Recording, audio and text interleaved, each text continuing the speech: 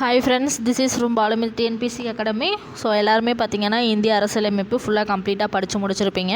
So அதுக்கான live test தான் இது. ஸோ லைவ் டெஸ்ட்டை அட்டன் பண்ணி பார்த்துட்டு 20 கொஸ்டின் எடுத்திருக்கேன். மொத்தம் 20 கொஸ்டினுமே ரொம்ப ரொம்ப ரொம்ப ரொம்ப முக்கியமான கொஸ்டின். ஸோ டைம் வேஸ்ட் பண்ணக்கூடாதுன்னு தான் 20 கொஸ்டின் மட்டும் எடுத்துருக்கிறேன். ஸோ 20 கொஸ்டினும் லைவ் டெஸ்ட் பாருங்கன்னா நான் ஒவ்வொரு கொஸ்டினாக கேட்பேன். நீங்கள் வந்து கமெண்ட் பாக்ஸில் அதோட ஆன்சர் என்னன்னு சொல்லுங்கள். ஸோ லைவ் டெஸ்ட்டை அட்டன் பண்ணிவிட்டு கரெக்டான ஆன்சரும் நான் இந்த வீடியோலேயே சொல்லிடுவேன். ஸோ இந்த வீடியோவில் சொல்லும் போதே நீங்கள் வந்து கரெக்டான ஆன்சர் எத்தனை போட்டிருக்கீங்கன்றதை கவுண்ட் பண்ணி கமெண்ட் பாக்ஸில் கண்டிப்பாக 20 கொஸ்டினுக்கு எத்தனை கொஸ்டின் கரெக்டாக போட்டிங்கன்னு கமெண்ட் பண்ணுங்கள், சரிங்களா? ஸோ ஃபஸ்ட்டு கொஸ்டின் பார்க்கலாமா? ஃபஸ்ட்டு கொஸ்டின் பாருங்கள். இந்திய அரசியலமைப்பு நடைமுறைக்கு வந்த ஆண்டு என்னன்னு சொல்லி கமெண்ட் பண்ணுங்கள், சரிங்களா? இந்திய அரசியலமைப்பு நடைமுறைக்கு வந்த ஆண்டு.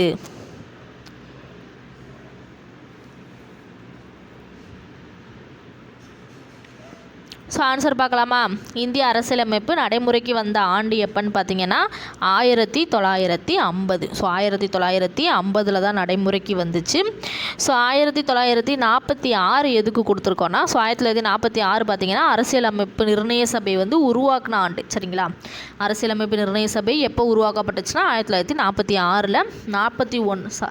1949 பார்த்திங்கன்னா ஏற்றுக்கொள்ளப்பட்டது. 1949 தான் நம்மளோட அரசியலமைப்பு வந்து ஏற்றுக்கொள்ளப்பட்டது. ஸோ 1955 என்னென்னு பார்த்தீங்கன்னா குடியுரிமை சட்டம். ஸோ ஒவ்வொரு ஆண்டும் எதை பேஸ் பண்ணி இருக்குன்றதை நம்ம ஃபுல்லாமே படித்து வச்சுக்கணும். அப்போ ஒரு கொஸ்டின்லேயே நமக்கு பார்த்திங்கன்னா 4 கொஸ்டின் 5 கொஸ்டின் இருக்குன்றதை நீங்கள் வந்து ஞாபகம் வச்சுக்கணும், சரிங்களா? ஸோ இந்திய அரசியலமைப்பு நடைமுறைக்கு வந்த ஆண்டு எப்போன்னு பார்த்தீங்கன்னா 1950. ஸோ அடுத்த கொஸ்டின் பாருங்கள். முகவுரையானது எந்த ஆண்டு எந்த சட்டத்திருத்தத்தின்படி திருத்தப்பட்டது? ஸோ முகவுரையானது எந்த ஆண்டு எந்த சட்டத்திருத்தத்தின்படி திருத்தப்பட்டதுன்னு கமெண்ட் பண்ணுங்கள். ஆப்ஷன் ஏவா, சி, பியா, சியா, டியான்னு சொல்லி கமெண்ட் பண்ணுங்கள், சரிங்களா? ஸோ முகவுரையானது எந்த ஆண்டு எந்த சட்டத்திருத்தத்தின்படி திருத்தப்பட்டது?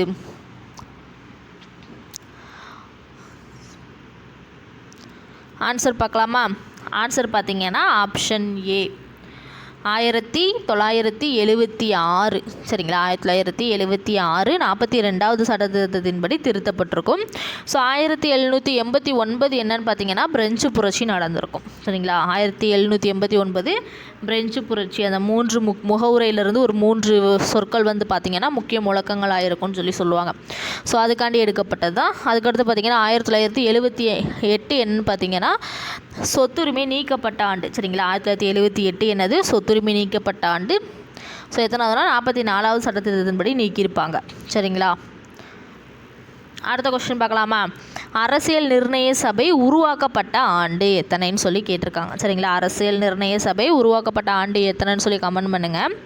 ஆப்ஷன் ஏவா, பியா, சியா, டியான்னு சொல்லி கமெண்ட் பண்ணுங்கள். அரசியல் நிர்ணய சபை உருவாக்கப்பட்ட ஆண்டு எப்போன்னு பார்த்தீங்கன்னா ஆன்சர் பார்த்தீங்கன்னா ஆப்ஷன் பி, சரிங்களா? 1946 வந்து அரசியல் நிர்ணய சபை வந்து உருவாக்கியிருப்பாங்க, சரிங்களா? ஸோ அடுத்த கொஸ்டின் பாருங்கள். எந்த சட்டத்திருத்தத்தின்படி மானிய பட்டியலிலிருந்து பொதுப்பட்டியலுக்கு 5 துறைகள் மாற்றப்பட்டது? ஸோ எந்த சட்டத்திருத்தத்தின்படி எந்த வருஷன்றதையும் கேட்டிருக்கேன், சரிங்களா? ஸோ அதையும் மென்ஷன் பண்ணுங்கள். ஸோ ஆன்சர் என்னது? ஆப்ஷன் ஏயா, பியா, சியா, டியா? ஸோ ஆன்சர் சொல்லலாமா? எந்த சட்டத்திருத்தத்தின்படி மாநில பட்டியலிலிருந்து பொது பட்டியலுக்கு 5 துறைகள் மாற்றப்பட்டதுன்னு பார்த்தீங்கன்னா ஆப்ஷன் ஏ 42வது சட்டத்திருத்தம் 1976 வந்து மாற்றப்பட்டுச்சு, சரிங்களா? 5வது கொஸ்டின் பார்க்கலாமா? 3 உறுப்பினர்களை கொண்ட பூஞ்சி குழு உருவாக்கப்பட்ட ஆண்டு எத்தனைன்னு சொல்லி கேட்டிருக்காங்க, சரிங்களா? ஸோ என்ன ஆப்ஷன் வரும்னு சொல்லி கமெண்ட் பண்ணுங்கள். 3 உறுப்பினர்களை கொண்ட பூஞ்சி குழு உருவாக்கப்பட்ட ஆண்டு எப்போன்னு பார்த்தீங்கன்னா 2007. 2007 தான் அவங்க வந்து உருவாக்கியிருப்பாங்க, சரிங்களா? ஸோ அடுத்த கொஸ்டின் பாருங்கள். அடிப்படை உரிமைகளில் தவறானது எதுன்னு சொல்லி கேட்டிருக்கேன், சரிங்களா? அடிப்படை உரிமைகளில் தவறானது எது? அதாவது ஆப்ஷன் ஏவா, பியா, சியா, டியான்னு சொல்லுங்கள். 3 ஆப்ஷன் கரெக்டு, ஒரே ஒரு ஆப்ஷன் மட்டும் தப்பாக இருக்கும். ஸோ அது என்ன ஆப்ஷன் சொல்லி கமெண்ட் பண்ணுங்கள்.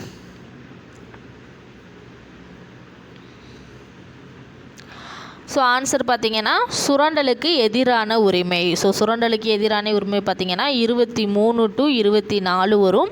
ஸோ இங்கே பார்த்திங்கன்னா 29 to 30 கொடுத்துருக்கு. சரிங்களா, மற்ற எல்லா ஆப்ஷனுமே கரெக்டு தான். சமத்துவ உரிமை 14 to 18, சுதந்திர உரிமை 19 to 22, சமய சார்பு உரிமை 25 to 28. மற்ற எல்லா ஆப்ஷனுமே கரெக்டு. ஸோ இந்த ஆப்ஷன் மட்டும்தான் தப்பாக இருக்கும். சரிங்களா, ஸோ என்னது ஆப்ஷன் சி. ஸோ அடுத்த கொஸ்டின் பாருங்கள், அடிப்படை உரிமைகள் எந்த நாட்டின் அரசியலமைப்பிலிருந்து பெறப்பட்டது? அடிப்படை உரிமைகள் எந்த நாட்டின் அரசியலமைப்பிலிருந்து பெறப்பட்டது? ஸோ ரொம்ப முக்கியமான கொஸ்டின். அடிப்படை உரிமைகள் எந்த நாட்டின் அரசியலமைப்பிலிருந்து பெறப்பட்டது? ஆன்சர் என்னன்னு கமெண்ட் பண்ணுங்கள். ஸோ 7வது கொஸ்டினுக்கு ஆன்சர் என்னன்னு பார்த்தீங்கன்னா டி, அமெரிக்காவிலிருந்து தான் எடுக்கப்பட்டுச்சு. சரிங்களா, அடிப்படை உரிமைகள் அமெரிக்க அரசியலமைப்பிலிருந்து பெறப்பட்டது. ஸோ கொஸ்டின் கிளாரிட்டி வந்து கம்மியாக இருந்துச்சுன்னா குவாலிட்டி செட்டிங்ஸில் போய் குவாலிட்டியில் பார்த்தீங்கன்னா ஹை குவாலிட்டின்னு வச்சுக்கோங்க. சரிங்களா, ஸோ அடுத்து 8வது கொஸ்டின் பாருங்கள், இந்திய அரசியலமைப்பின் முகவுரை எத்தனை முறை திருத்தப்பட்டுள்ளது? ஸோ இந்திய அரசியலமைப்பின் முகவுரை எத்தனை முறை திருத்தப்பட்டுள்ளது? ஸோ என்ன ஆப்ஷன் வரும்னு சொல்லுங்கள். ஆப்ஷன் பார்த்தீங்கன்னா ஏ, ஒரு முறை. இந்திய அரசியலமைப்பின் முகவுரை எத்தனை முறை திருத்தப்பட்டுள்ளதுன்னு பார்த்தீங்கன்னா ஒரு முறை திருத்தப்பட்டுள்ளது. அடுத்து 9வது கொஸ்டின் பாருங்கள், எந்த பிரிவின் கீழ் நிதிநிலை அவசர நிலை அறிவிக்க முடியும்? எந்த பிரிவின் கீழ் நிதிநிலை அவசர நிலையை அறிவிக்க முடியும்? ஆப்ஷன் பார்த்தீங்கன்னா சி, சட்டப்பிரிவு 360. எந்த பிரிவின் கீழ் நிதிநிலை அவசர நிலையை அறிவிக்க முடியும்? சட்டப்பிரிவு 360. அடுத்து 10வது கொஸ்டின் பாருங்கள், இந்திய கூற்று காரணம் கேட்டிருக்கேன். கூற்று பார்த்திங்கன்னா இந்திய அரசமைப்பு நெகிழாத்தன்மை கொண்டது. இந்திய அரசமைப்பு நெகிழாத்தன்மை கொண்டது. காரணம் பார்த்திங்கன்னா இதுவரை அரசமைப்பு 100க்கு மேல் திருத்தப்பட்டுள்ளது. ஸோ இதில் பார்த்திங்கன்னா என்ன ஆன்சர் வரும்னு சொல்லி கமெண்ட் பண்ணுங்கள். இந்திய அரசமைப்பு நெகிழாத்தன்மை கொண்டது. காரணம் இதுவரை அரசமைப்பு 100க்கு மேல் திருத்தப்பட்டுள்ளது. ஸோ இதில் பார்த்திங்கன்னா இந்திய அரசமைப்பு பார்த்திங்கன்னா நெகிழாத்தன்மை கொண்டது தான். சரிங்களா, ஸோ இதுவரை அரசமைப்பு 100க்கு மேல் திருத்தப்பட்டுள்ளது.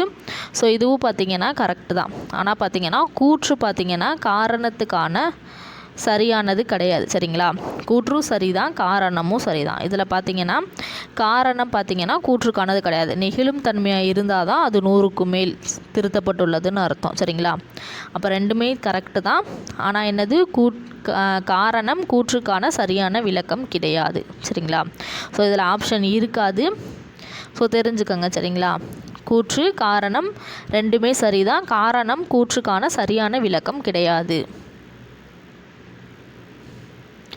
ஸோ அடுத்து 11வது கொஸ்டின் பாருங்கள், இந்திய அரசியலமைப்பின் எந்த பகுதியில் அடிப்படை உரிமைகள் இடம்பெற்றுள்ளன? இந்திய அரசியலமைப்பின் எந்த பகுதியில் அடிப்படை உரிமைகள் இடம்பெற்றுள்ளனன்னு பாருங்கள். ரொம்ப முக்கியமான கொஸ்டின். இந்திய அரசியலமைப்பின் எந்த பகுதியில் அடிப்படை உரிமைகள் இடம்பெற்றுள்ளன? ஆப்ஷன் பார்த்திங்கன்னா ஆப்ஷன் சி, பகுதி 3ல் தான் இடம்பெற்றிருக்கோம். சரிங்களா, ஸோ அடுத்து 12வது கொஸ்டின் பாருங்கள், சரியான விடையை தேர்ந்தெடுத்து எழுதுக. இந்திய அரசியலமைப்பு ஒரு எழுதப்பட்ட அரசியலமைப்பு. இந்திய அரசியலமைப்பு நெகிழ் மற்றும் நெகிழாத்தன்மை கொண்டது. இந்திய அரசியலமைப்பு மதசார்பற்ற நாட்டினை ஏற்படுத்தியுள்ளது.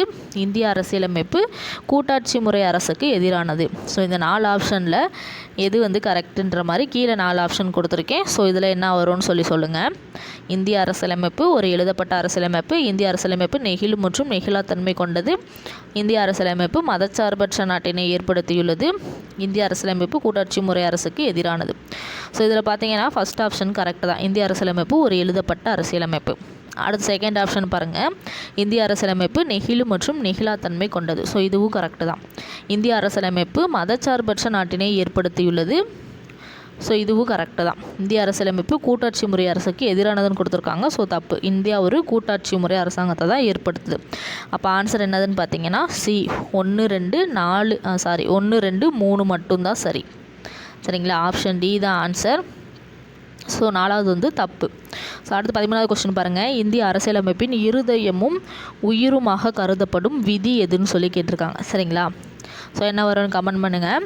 இந்திய அரசியலமைப்பின் இருதயமும் உயிருமாக கருதப்படும் விதி என்னன்னு பார்த்தீங்கன்னா ஆர்டிக்கல் 32. விதி, ஆர்டிக்கல், பிரிவு, சட்டப்பிரிவு இது எல்லாமே ஒன்று தான். சரிங்களா? ஸோ அடுத்து 14வது கொஷின் பாருங்கள். சிறுபான்மையினரின் கல்வி நிறுவனங்களை அனுமதிக்கும் அரசியல் அமைப்பு எது?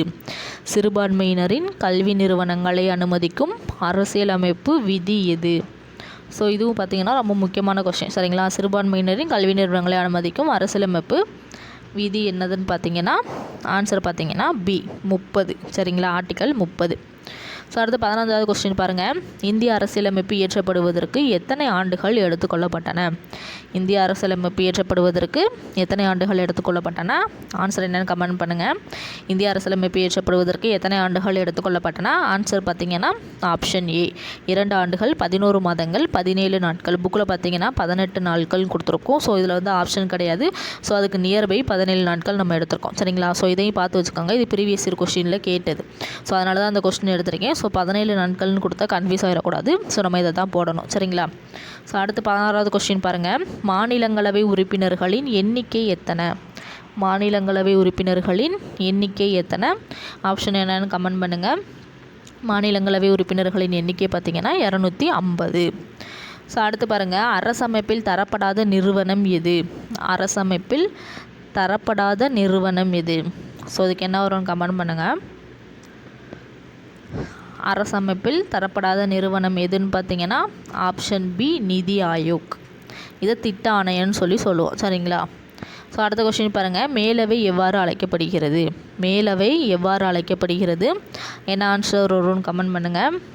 மேலவை எவ்வாறு அழைக்கப்படுகிறது? மேலவை பார்த்திங்கன்னா மாநிலங்களவைன்னு சொல்லி அழைப்பாங்க. சரிங்களா? ஸோ அடுத்து 19வது கொஸ்டின் பாருங்கள். மதராஸ் மாகாணத்தை தமிழகம் என பெயர் மாற்றப்பட்ட ஆண்டு பார்த்திங்கன்னா எந்த ஆண்டுன்னு சொல்லி கமெண்ட் பண்ணுங்கள். ஆப்ஷன் ஏவா, பியா, சியா, டியான்னு சொல்லி. மதராஸ் மாகாணத்தை தமிழகம் என பெயர் மாற்றப்பட்ட ஆண்டு 1969 தான் ஆன்சர். 1969 மதராஸ் மாகாணத்தை தமிழகம் என பெயர் மாற்றப்பட்ட ஆண்டு 1969. அடுத்த கொஸ்டின் பாருங்கள். ஜம்மு காஷ்மீருக்கு வழங்கப்பட்ட சிறப்பு தகுதியை ரத்து செய்யப்பட்ட ஆண்டு. சரிங்களா? இது வந்து ரத்து செய்யப்பட்ட ஆண்டு. ஸோ இதை எழுதி நோட் பண்ணிக்கோங்க. ஜம்மு காஷ்மீருக்கு வழங்கப்பட்ட சிறப்பு தகுதியை ரத்து செய்யப்பட்ட ஆண்டு எப்போன்னு பார்த்தீங்கன்னா என்னன்னு சொல்லி கமெண்ட் பண்ணுங்கள். ரொம்ப முக்கியமான கொஸ்டின். ஜம்மு காஷ்மீருக்கு வழங்கப்பட்ட சிறப்பு தகுதியை ரத்து செய்யப்பட்ட ஆண்டு. ஸோ என்னென்னா ஆன்சர் பார்த்தீங்கன்னா 2019. சரிங்களா? ஆப்ஷன் சி தான் கரெக்டு. ஸோ 20 கொஸ்டின் முடிஞ்சு. டைம் இல்லாதனால தான் 20 கொஸ்டின் மட்டும் எடுத்திருக்கேன். நம்ம நிறையா கொஸ்டின் எடுத்தால் ரொம்ப லென்த்தாக போகும் லைவ் டெஸ்ட்டு. அதனால் 20 கொஸ்டின் மட்டும்தான் எடுத்திருக்கேன். ஸோ இந்த 20 கொஸ்டினுக்கு எத்தனை கொஸ்டின் நீங்கள் கரெக்டாக போட்டிங்கன்னு கண்டிப்பாக கமெண்ட் பண்ணுங்கள். ஸோ அடுத்து பார்த்தீங்கன்னா மத்திய அரசு பற்றி நான் வந்து லைன் பை லைன் கொஸ்டின்ஸ் வந்து கொடுப்பேன். ஸோ மத்திய அரசு பார்த்துட்டு மாநில அரசு பார்த்துட்டு ஸோ அதுக்கான லைவ் டெஸ்ட் வந்து நம்ம ஒவ்வொன்றா வைக்கலாம். சரிங்களா? பாலிட்டியில் பார்த்திங்கன்னா ரொம்ப முக்கியமான இம்பார்ட்டன்ட் லெசன்ஸ்க்கு மட்டும் நம்ம பார்ப்போம். ஸோ அதுக்கடுத்து பார்த்திங்கன்னா ஹிஸ்ட்ரி, ஐஎன்எம், சயின்ஸ் எல்லாத்துக்குமே பார்த்திங்கன்னா ரொம்ப இதிலேருந்து கண்டிப்பாக கொஸ்டின் வரும் அப்படின்ற லெசன்ஸ்க்கு மட்டும் நம்ம நல்லா தரவாக படிப்போம். ஸோ அதுக்கப்புறம் கொஸ்டின்ஸ் கேட்கலாம் கேட்காமலும் இருக்கலான்ற மாதிரி செகண்டரியாக இருக்க லெசன்ஸை நம்ம அதுக்கப்புறம் பார்க்கலாம். சரிங்களா? ஸோ இந்த வீடியோ பிடிச்சிருந்தால் லைக் பண்ணுங்கள். மறக்காமல் நம்ம சேனலை சப்ஸ்கிரைப் பண்ணுங்கள். நெக்ஸ்ட் வீடியோவில் பார்க்கலாம். இது உங்கள் பாலமிதி டிஎன்பிஎஸ்சி அகாடமி.